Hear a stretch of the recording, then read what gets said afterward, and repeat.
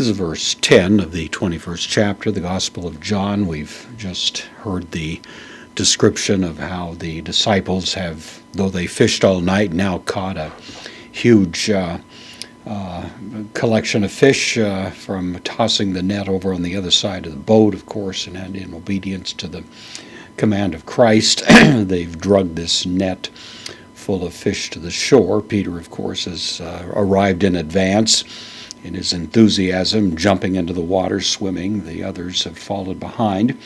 And as they arrive at the shore, now we have the ongoing narrative. So we have lege. This is from lego, I say, third person singular, present active indicative. The indirect object autois, the dative, plural masculine pronoun. So he says to them, and then ho Jesus, the subject of the verb. So Jesus says to them, enegkata. This is from Pharaoh, actually. It means to bring, to carry. Pharaoh, ferry is a word we have in English, to ferry something, to carry it, taken directly from this. This is formed irregularly. It's the aorist of this. It actually forms a first aorist, kind of an irregular first aorist. This is second person plural, aorist active imperative. So bring would be the idea. It's a command. So bring. Jesus says apo. This is a preposition, takes the genitive.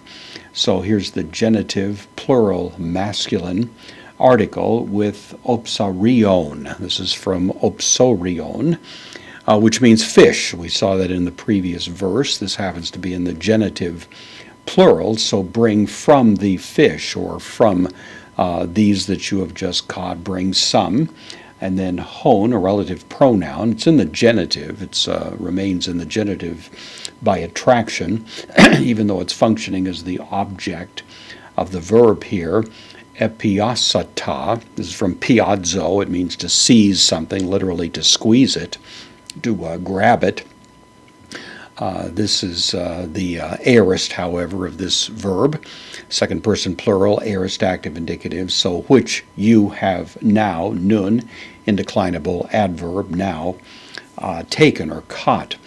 As I say, this would ordinarily form a accusative here, but there is a principle of attraction in which, in certain circumstances, the genitive that we find here is going to remain in the case that it's connected with the fish being in the genitive. So Jesus says to them, bring from among these fish which you have now caught, presumably to add them to the fish that are already frying there, you might say, on the coals, the fish that have already been laid out. He wants them to add to that some of the fresh fish that they've just brought in. It's a very homey kind of familiar comment to make. It's very human, of course, that they should now bring these fish and clean them quickly and add them to the grill to be part of this meal that Jesus is now serving to them.